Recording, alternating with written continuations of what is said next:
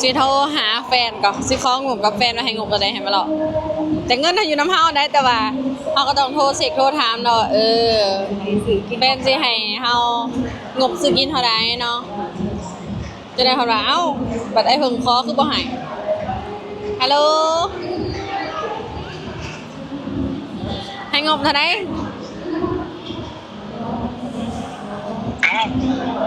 ให้งบเฮาเท่าใดมาหรอนี่เพราะเจ้าอยู่ว่าเจ้ายังไม่ได้ให้คอยบอกดีๆให้หรือยังบ่ให้ให้แล้วจะได้แทงงมเฮาเท่าใดหรอซื้อกิน80,000บ่แท้ขนมก้อนนี่ก็ยัง79,000เลยเจ้าขึ้นเบิ่งฮายสบายดียินดีต้อนรับเข้าสู่ช่องอลิตาสาวผมยาวเด้อยินดีต้อนรับกับซื้อ2เจ้าหน่อยหยอกเมื่อนี้เฮาได้มาหรอกงานสวรรค์ไอเทคเนาะเป็นงานยังกับบ่ฮู้แต่ว่าเป็นงานตลาดนัดบ่มาเบิ่งป้ายพี่ไอเทคทุกคนเฮาบ่ได้มาโดนเติบเลยเด้คือเห็นข่าวน่ะเฮ้ยข่าวที่จะว่าไอ้ปูนารอนมาขายเครื่องนี่แล้วก็ฮู้เลยเขาเคยเข้ามาแล้วและตะกี้ก็แบบสิแหละแต่อยากให้โยนมาดิเนาะแล้วมีคนหัวจักมีหมู่แล้วอยู่นี่เด้ขายเครื่องเป็นงานแบบว่าเป็นตลาดที่ว่าบูธไทยบูธไทยเอาหนักห้องเอายังลงมาเนาะของไทยแล้วมาพากันมาเลาะเนาะงานนี้มาเบิ่งว่าสิเป็นจังไดเดี๋ยวสิพาไปเบิ่งป้ายโฆษณาทางหน้าว่าเป็นงานหยังมีหนังห้องไทยสิลงมางานเริ่มแต่วันที่17 วันที่23นี่เด้ทุกคนงานสวรรค์ไอเทคสิมีหนังห้องลาวมื้อนี้เป็นวันที่17เจมส์เรืองศักดิ์กับเต๋าสมชายจะขึ้นห้องเพลงเนาะแล้วก็วันที่18เป็นวงหยังเขาบ่ฮู้เด้นี่หลายๆวงมีเทจับประสักอีกก็5ลิตรเบิ่งป้าคนเดี๋ยวไปโต๊ะเอื่อยก่อนนะทุกคนคนหลายแหงคนหลายเฮามาอย่างนี้มีงบคนละเท่าใดคนละ100,000จะว่าได้หยัง100,000บ่ได้หยังหรอกไล่ประมาณมันต้องระดับ1,000 บาทนี่ก็ได้ว่ามัน3อย่างจะเบิ่งราคาหรือต้นราคานี่ของกินมันแพงจอปูซื่อๆนี่100 บาทก็70,000น่ะคือว่าอะไรเนาะมีแต่แนวดีๆอาหารแบบมีเกรดนะมีแต่แนวเป็นตาแซ่บของไทยก็เริ่มต้นจาก100 บาท50 บาทสินะน้อยมาอยากเด้อยากบักตัวนี้อยากเด้เดี๋ยวจะไหนมาหล่อเนาะตอนนี้มาหอนหนาโตอะไรเนาะสบายดีก็สบายดีอลิซาตาตีจ้าหนาแบบว่าหนาบริแต่งไปก็ซิลมาโบกาฮอนเทมก็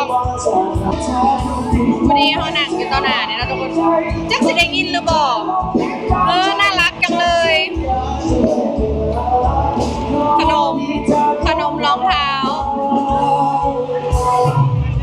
เพิ่งก็เห็นแล้วเดี๋ยวจะไปหลอกซื้อของกินเนาะว่าแบบใดดีกินมาตีน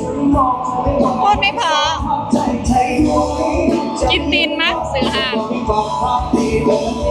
ไม่ได้ต้องกระตุกน้ำเด็ดไม่ต้องกระตุกครับปะจะอยากกินอย่างซะหน่อยนะอยากกินน้ำควันออกปะข้าวเหนียวหมูปิ้งหลากหลายอย่างเนาะ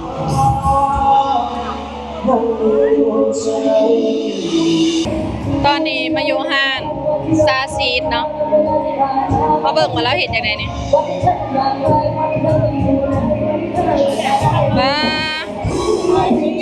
น้อยโคน้ำเล่าเมื่อจับกับเขาได้บ่ต้นเรือนะใส่ตัวนี้บ่เด็กตัวมันตกหลุมเขาไม่ได้เอาไหนใส่เห็นเลยนะนี่ มันต้องหลุมนี้ก่อนเขาบ่ได้เอาอะไรแท้ คอยเมื่อไหร่ก่อนคอยขอจะทุกอย่างเมื่อไหร่บ้าง มาเบิ่งวิธีเราเห็นเนาะ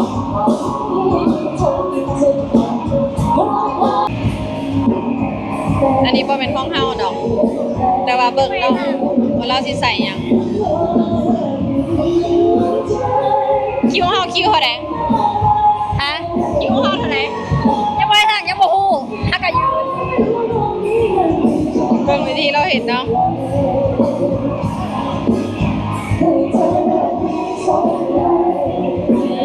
ขูดซีดอ้าปากอ้าปากอ้าปากตรงน่ากินจังเลย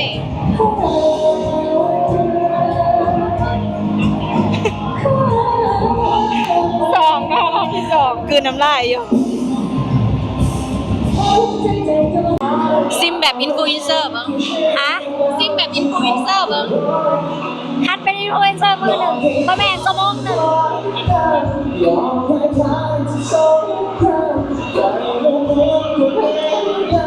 แบบอุ้ยแข็งคนนะ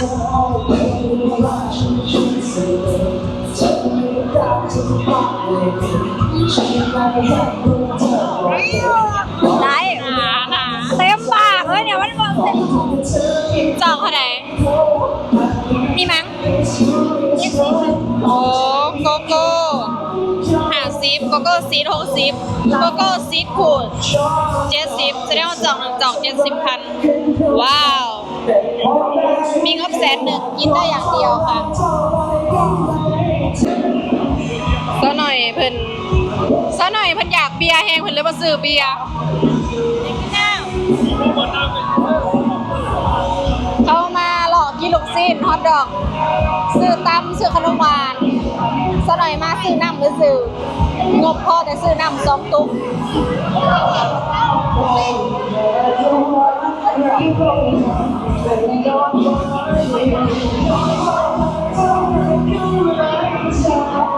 ไปต่อไปเนี่ยเขาสิถ่ายโตเขาสิกินซะคนร้ายแห้งเลยเ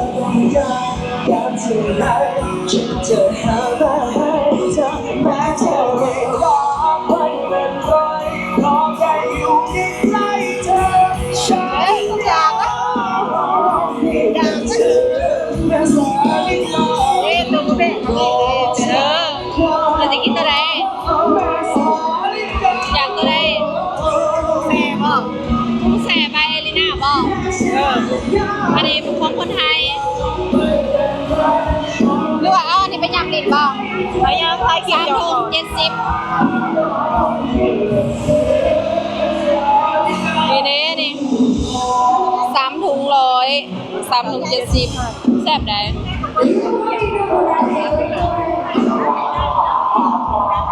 แต่ว่าเราเบิ่งก่อนว่าเขาสิซื้อหยัง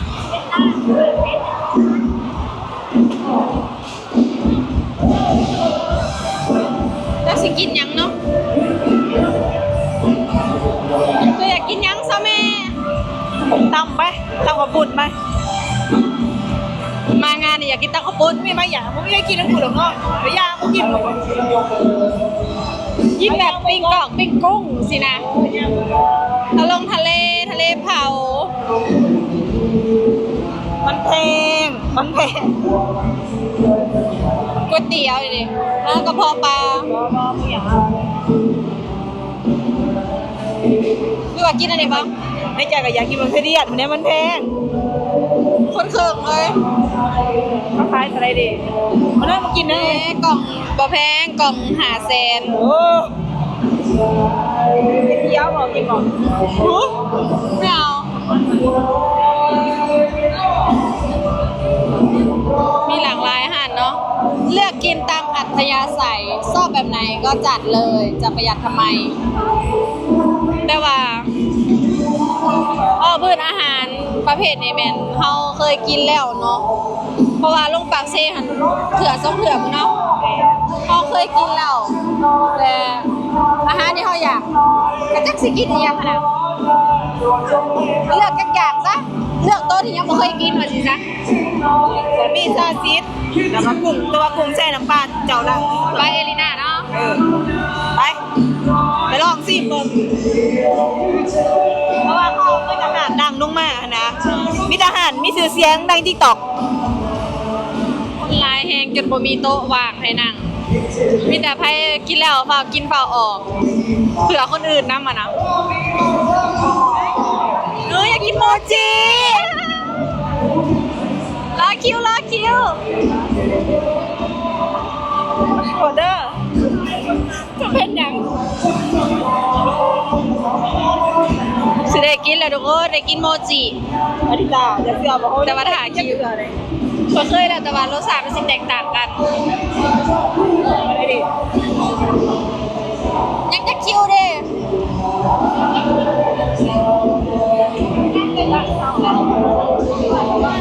ค่ะเบิ่งวิธีเราเห็นเนาะจะสิเอาใส่ยังเลือกไว้ก่อนติ ว่าใหม่ด้วย ไม่รวมเอาออริจินอล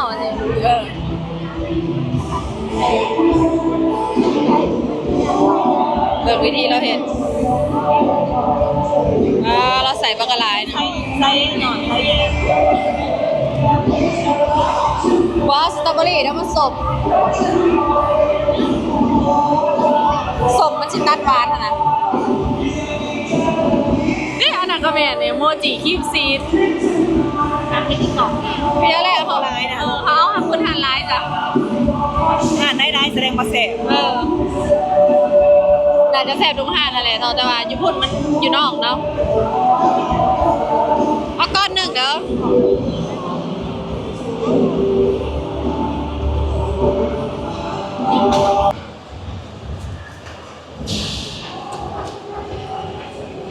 มาเบิ่งไหมค่ะเราปั่นเนาะโมจิครีมซีดมันไม่รวมนี่เราโปะใส่แบบว่าบอกกี่ทีตอนก้อน169,000 กีบ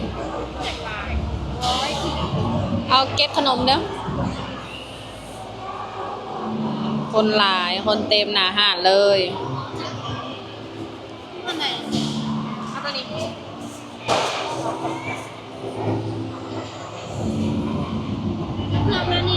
ด้อยังกระจายให้หุงนี่ ถ่ายมาได้แล้วแล้วก็โอนจ่าย อะไรน่ะ ของห่านตัวนี้บอ69,000 กีบ70,000จ้ะ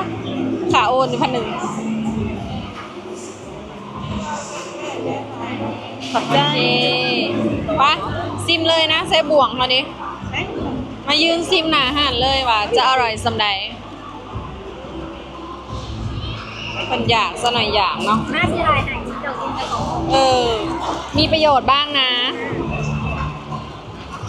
แจ้งอยู่บ่แล้ว อะไรมันถึงลงมาเห็นคนกินเนี่ยมันโอกาสปน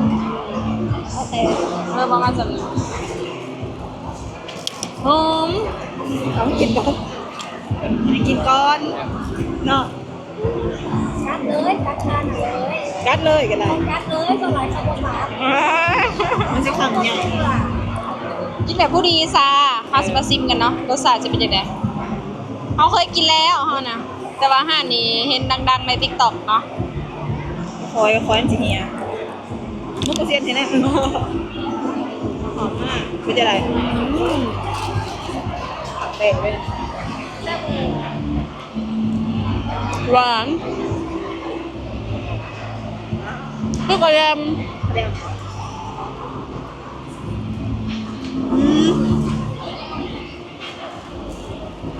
อร่อย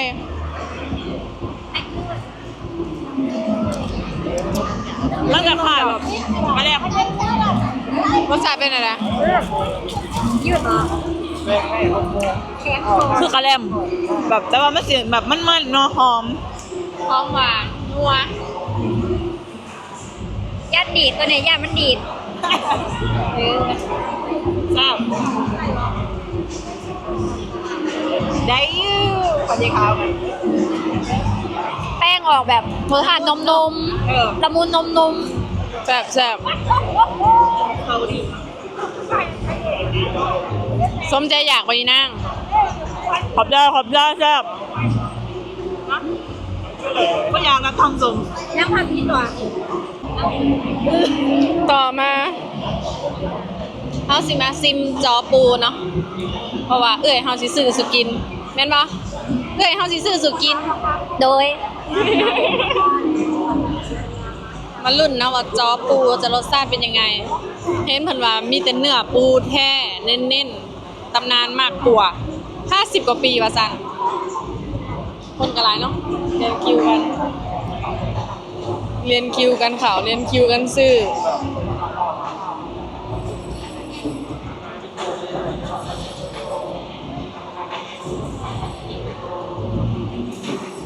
สั่งเสียดายแต่ว่าบ่มีบัตรคิวแบบว่าผู้หนึ่งผู้สองเนาะคันต่อบ้านเฮาก็คือว่าแหละบ่ได้ต่อคืออยู่ไทยอะนะ แหน พูดตรงไง เลื่อนๆกันอยู่ ทุกคนสิโทรหาแฟนก่อนสิของงบกับแฟนว่าให้งบอะไรให้มาหรอกแต่เงินถ้าอยู่น้ำเฮาได้แต่ว่าเฮาก็ต้องโทรเช็คโทรถามเนาะแฟนสิให้เฮางบซื้อกินเท่าใดเนาะจะได้เท่าไหร่เอ้าบัดไอ้เพิ่งขอคือบ่ให้ฮัลโหลให้งบเท่าใด เอ้า ให้งบเฮาเท่าใดมาเหรอนี่ เพราะเจ้าอยู่ว่างนี่เจ้ายังไม่ได้ให้คอย บ่ดีๆให้หรือยังบ่ให้ ให้แล้ว เจ้าได้แทงงบเฮาเท่าใดเหรอซื้อกิน 50,000 บ่แท้ 50 ขนมก้อนนี่ก็ยัง79,000เลยเจ้าขึ้นเบิ่ง อ้าวเจ้าก็ได้ความรู้สึกคอยแล้วเจ้าจะให้คอยเงิน50,000 เอาว่าดีๆให้เท่าใด 300,000 300,000ได้2อย่าง โอ้ห่าเห็นบอกที่ไปที่โตเห็นบอก บ่กินดอกบ่ขอดอกสิตูดน้ำเอื้อยก็ได้ นั่นแหละของหมักแหละนะตู้โลด ต้องตูดเลยเนาะ เนี่ยอันนี้ ตู้โลด โอเคเพิ่นบอกก็ต้องตูดโลด ตู้ โอเคเท่านี้แล้ว จะส่วนเมื่อนี่ตู้โลด ให้เท่าไหร่ เราบอกว่าตูดน้ำเอื้อยเด้อ ไอ้ซ้ำแจ๊มากันไหนกัน เบิ่งกันหน่อยให้300,000ฮอดคิวเฮาแล้วคิวสั่งมาเป็นเบื้องขวาคิวสั่งมาเบื้องซ้ายเนาะแล้วเบื้องมาหับเป็นเบื้องขวาถึงแล้วก็สิมีดาราเนาะมีไผแหน่เฮาก็ฮู้จักอยู่แต่ว่าบ่ฮู้จักชื่อ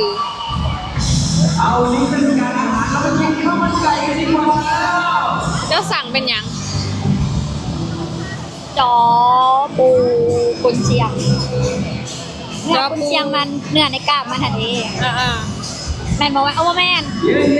เนื้อมันหันอยู่ในอย่างบอกในกระโตปู หาคิวเนาะหาไปเบิ่งยูโต้พูดแหละบัตรเฮาสกิน